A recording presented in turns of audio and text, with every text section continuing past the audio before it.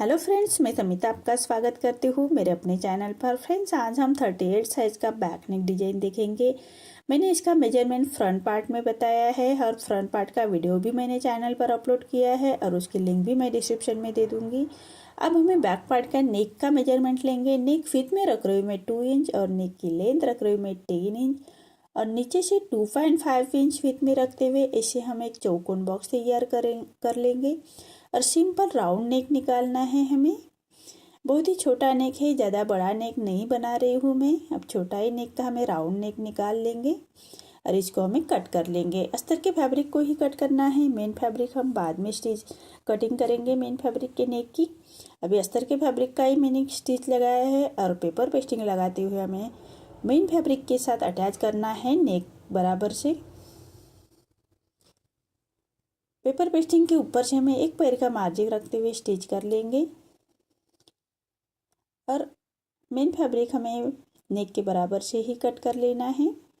देखिए इसी तरह से। अब पेपर पेस्टिंग के ऊपर से एक पक्की स्टिच लगा लेंगे।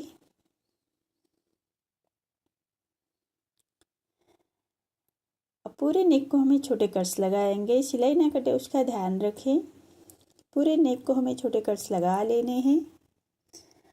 अब अस्तर को पलटाते हुए अस्तर के ऊपर से हमें सिलाई मार्जिन अंदर की तरफ लेते हुए स्टिच कर लेनी है पूरे नेक को। अस्तर का फैब्रिक बाहर की तरफ करते हुए हमें स्टिच कर लेंगे बराबर से। ये मेन फैब्रिक के ऊपर नहीं आनी चाहिए, ये स्टिच अस्तर पर ही आएगी। इसी हिसाब से आप ये स्टिच कर लीजिएगा। अब पूरे फैब्रिक को पलटा लेंगे और नेक को हमें एक रोपी स्टिच लगा लेंगे। आप चाहे तो आयरन करते हुए नेक को अच्छी तरह से बिठा सकते हैं। मैं रोपी स्टिच कर रही हूँ, बाद में हम स्टिच निकाल लेंगे।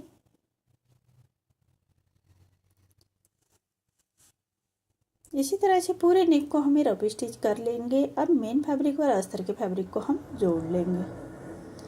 देखिए इस तरह से मेन फैब्रिक और अस्तर के फैब्रिक को अटैच कर लेना है। अस्तर के बराबर से ही स्टिच कर लेंगे पूरे फैब्रिक को। हाथ से थोड़ा प्रेस करते जाइएगा और सिलाई करते जाइएगा ताकि अंदर की तरफ करिया खींच ना रहे, उसका ध्यान रखें। इसी तरह से मेन फैब्रिक और अस्तर का फैब्रिक हम अटैच कर चुके हैं। अब जो मेन फैब्रिक हमारा बाहर की तरफ आ रहा है उसको हमें अस्तर के बराबर से ही कट कर लेंगे।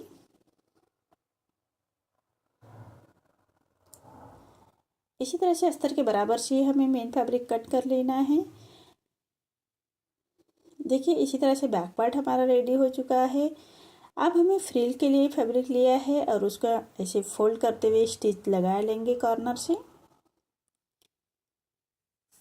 बराबर कॉर्नर से स्टिच कर लेनी है। पूरे फ्रिल के लिए मैंने ये फैब्रिक लिया है और उसकी हम फ्रिल रेडी करेंगे।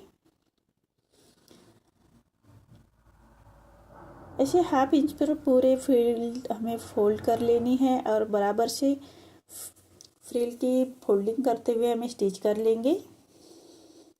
हमारे फ्रिल की जो मार्जिन है वो एक जैसी आनी चाहिए पूरे फ्रिल की। इसी के हिसाब से हमें फ्रिल रेडी कर लेना है।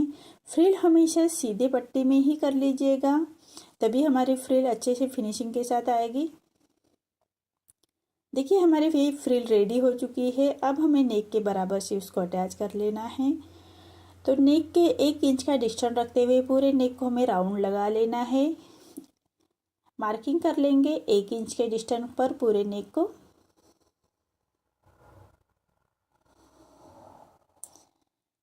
इसी तरह से पूरे नेक को हमने मार्किंग कर ली है और उसी के हिसाब से हम फ्रिल अटैच करेंगे।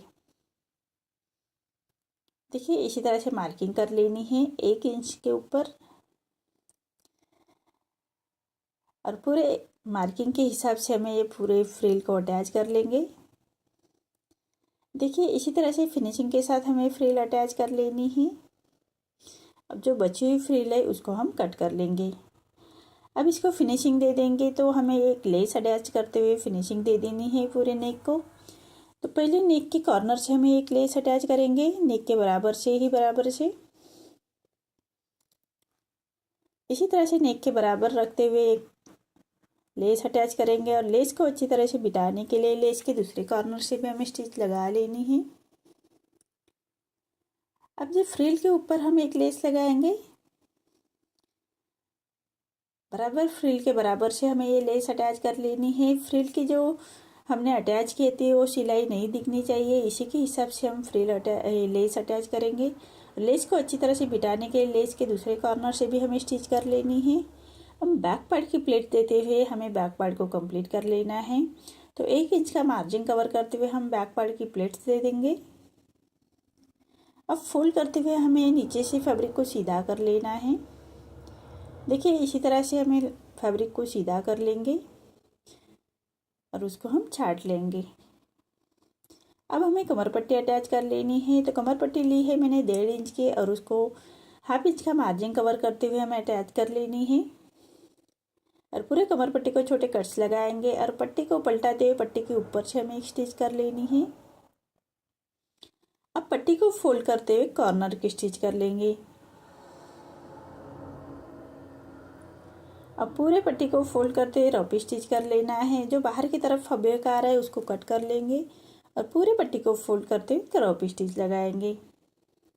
देखिए इसी तरह से बैक पार्ट रेडी हो चुका है। अब हमें सेंटर के लिए मैंने 2.5 इंच का फैब्रिक लिया है और उसको तीनों साइड से हमें स्टिच लगाएंगे और उसको हम फैब्रिक को पलटा लेना है। इसी तरह से फैब्रिक को पलटा लेंगे। कॉर्नर बराबर से बाहर की तरफ कर लीजिएगा और साइड से हमें फैब्रिक को पलटाते हुए एक स्टिच लगाएंगे अंदर की तरफ करते हुए। देखिए इसी तरह से फैब्रिक को अंदर की तरफ करते हुए स्टिच कर लेनी है। अब जो हमारा ब्लाउज का सेंटर है बराबर से सेंटर निकाल लेना है। चौक लगाते हुए हमें बैक पार्ट का सेंटर निकालेंगे और उसको बराबर से रखते हुए ये स्क्वायर में मैंने फैब्रिक रेडी किया था उसको अटैच कर लेना है। इसी तरह से चारों साइड से हम स्टिच करते हुए उसको अटैच कर लेंगे।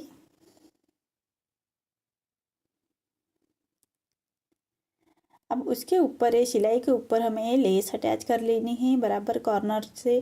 कॉर्नर को लेस को बराबर से फोल्ड कर लीजिएगा तभी हमारी लेस अच्छे से फिनिशिंग के साथ बैठ जाएगी। इसी तरह से लेस को बराबर से बिठाते हुए हमें अटैच कर लेनी है।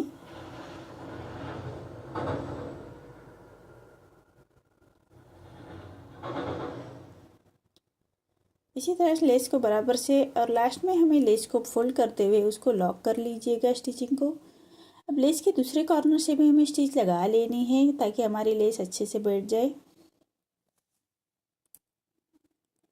देखिए इसी तरह से लेस को बिठाते हुए हमें धागा निकाल लेंगे। देखिए कितनी फिनिशिंग के साथ हमारा ये नेक रेडी हो चुका है। आपको मेरा ये वीडियो कैसा लगा प्लीज़ कमेंट में बताइए। अगर आप चैनल पर पहली बार आए हैं तो लाइक शेयर ज़रूर करें और चैनल को सब्सक्राइब ज़रूर करें। धन्यवाद।